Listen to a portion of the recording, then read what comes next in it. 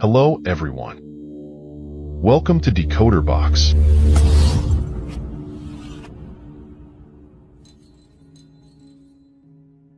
In the early 1990s, anyone living in NeHe County, Heilongjiang Province, could not forget the shocking massacre that claimed 42 lives. At that time, people would often say, "If you don't want to live, go to NeHe." With just this one phrase, you can imagine the severity of the case. Even to this day, many are still haunted by the sight of dozens of bodies stacked on top of each other, decaying in the most horrific state. Today, let's explore together who the killer behind this gruesome crime was and what drove him to commit such ruthless acts. The ghost of the 1990s. On a freezing winter night in 1991, the temperature in Heilongjiang dropped so low that everything was frozen solid. In the control room of the NeHe police station, the phone rang with a long, piercing sound. "Hello, this is the Heilongjiang police station. We need your assistance in investigating a major case. At least 20 people have already been killed."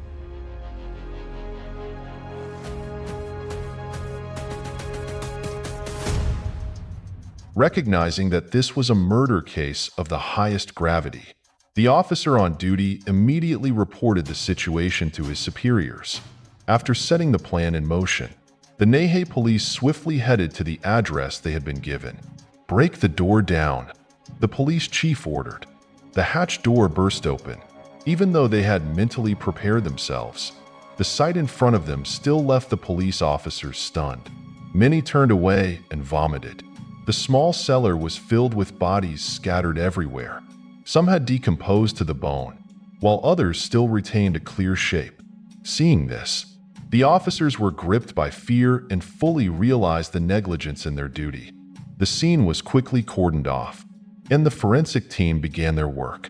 The cold winter air could not mask the overwhelming stench of decaying bodies. While the outside temperature was below freezing, inside the cramped cellar, everyone was drenched in sweat. In fact, a few older forensic workers couldn't bear it and fainted. At the lowest level, the bodies had severely decayed, with insects having devoured all the flesh, leaving only bones behind.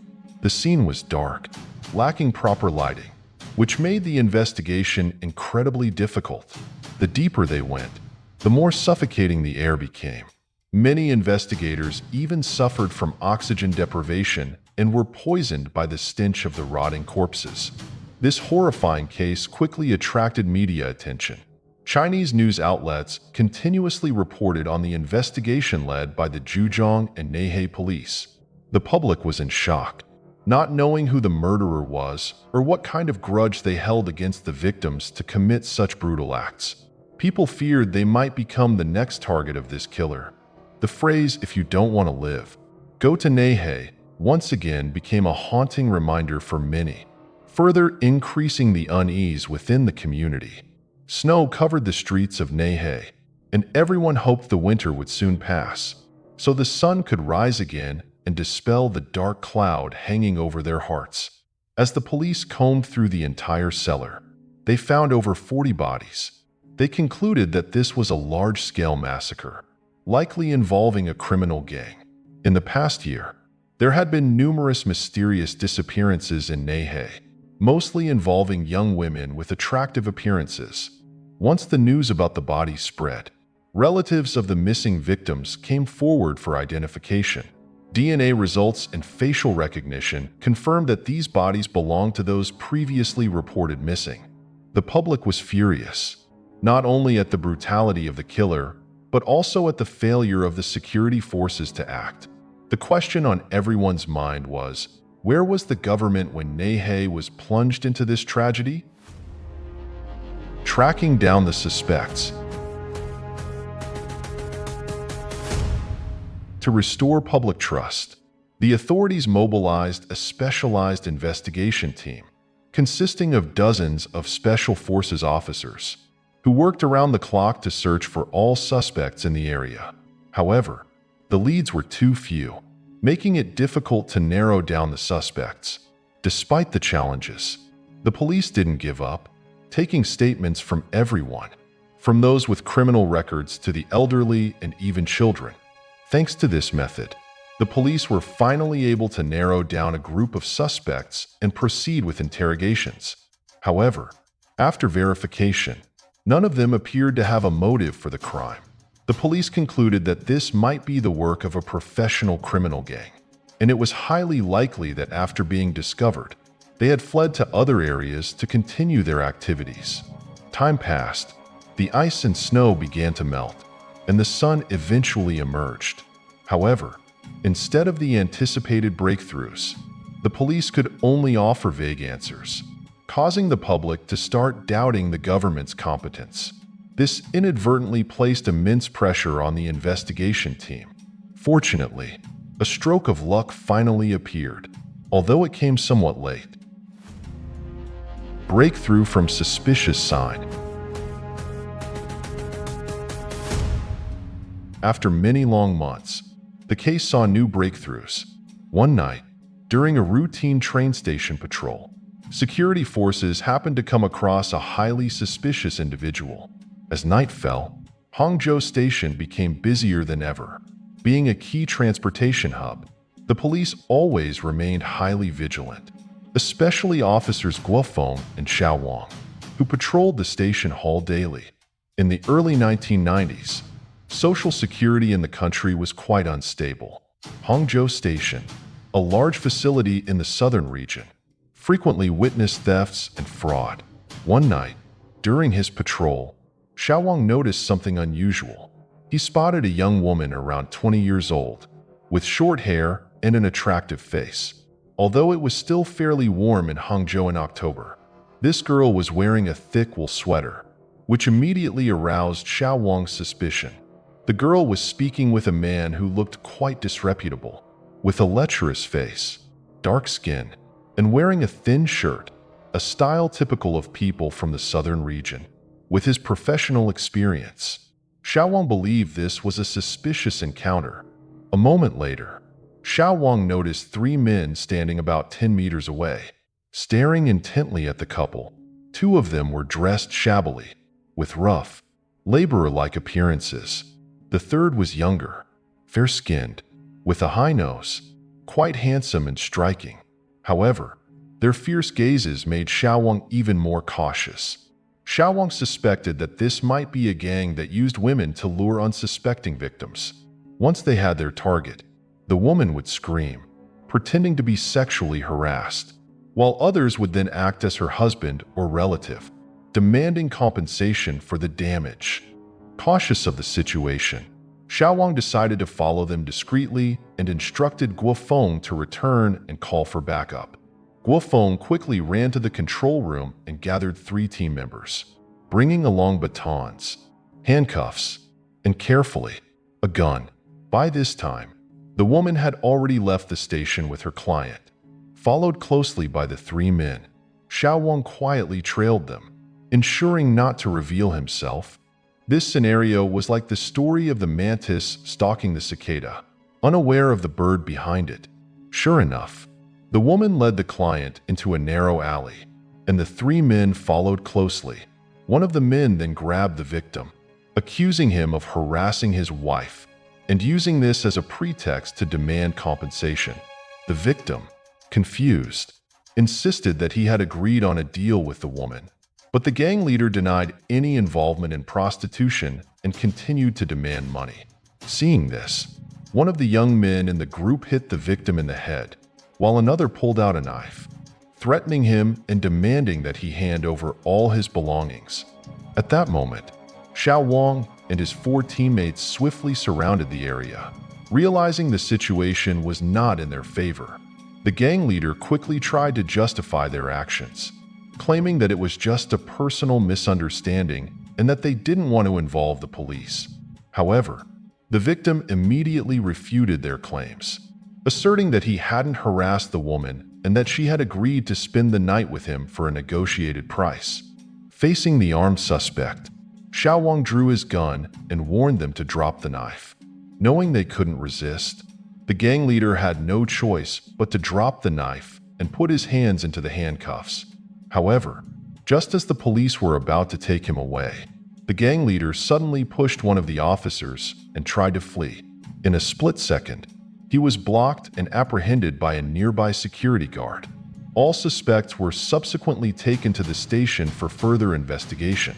During questioning, the three men claimed that they were immigrants from Harbin. They insisted that they only wanted to teach the guy a lesson for allegedly molesting the woman, and that the money he offered was voluntary as compensation for emotional damage.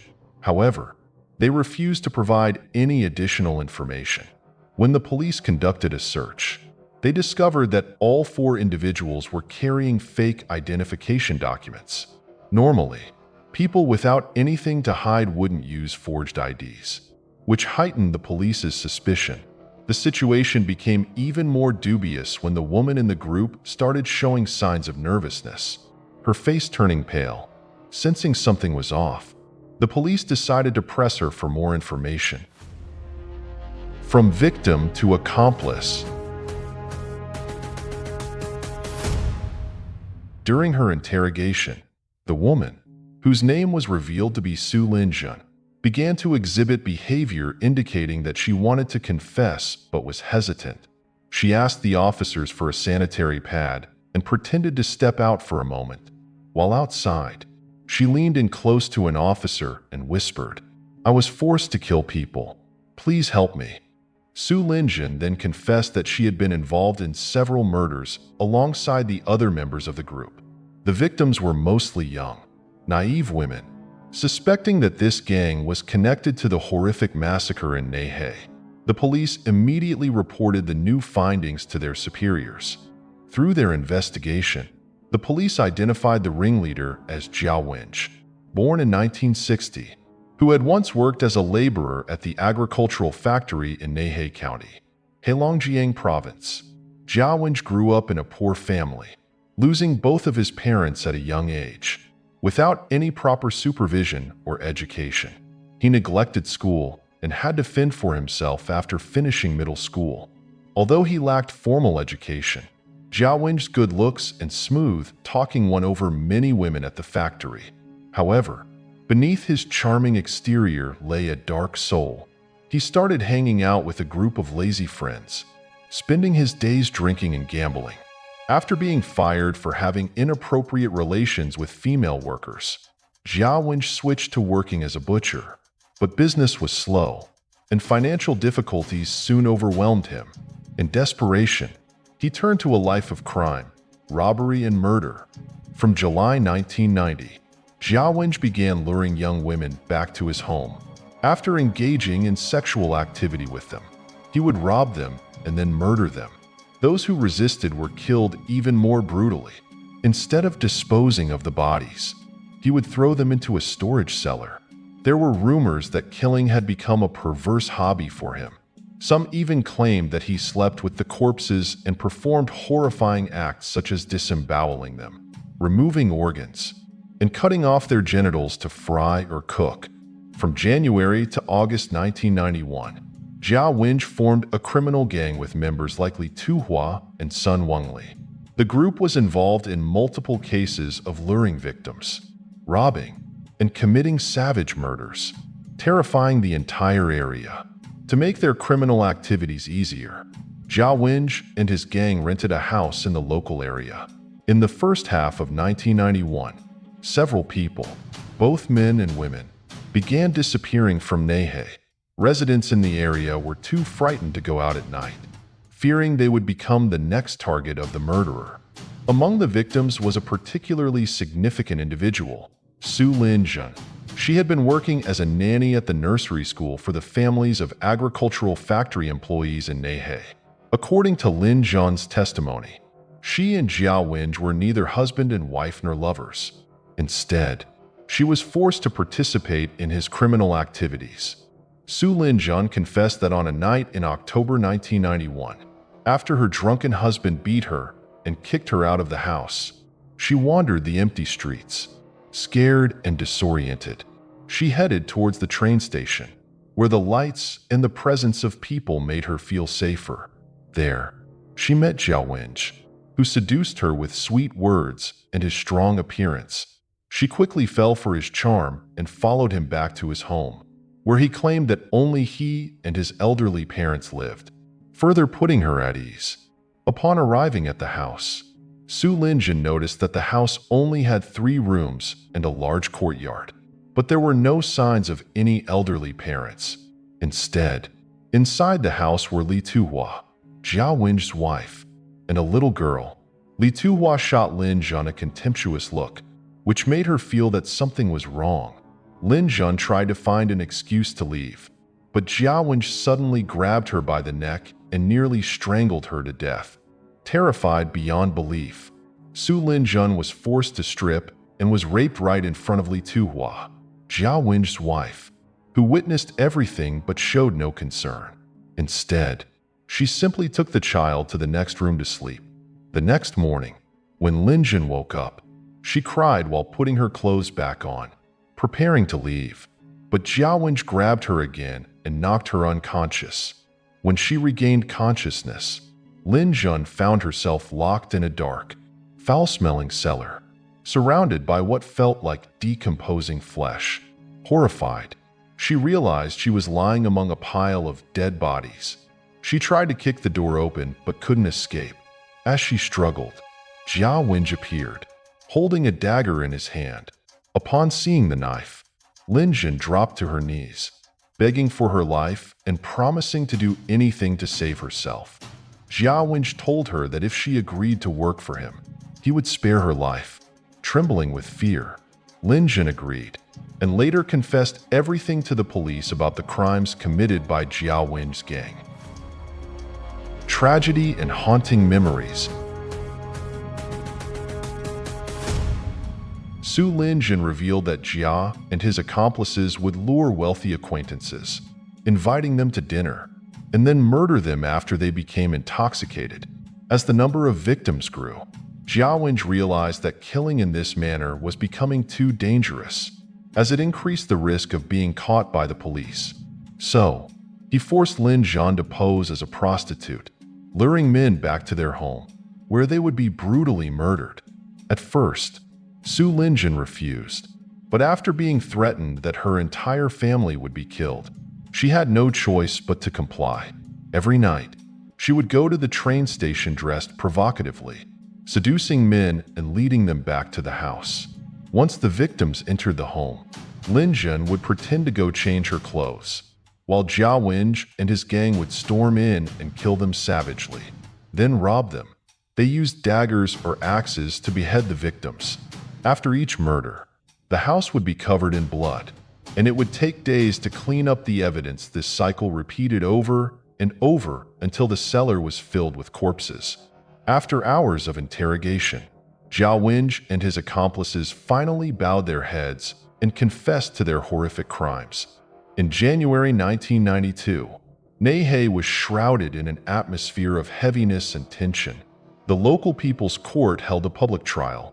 According to the indictment, over the course of 2 years, from March 1989 to October 1991, Jiao Wen and his gang murdered 42 people, 18 men and 24 women.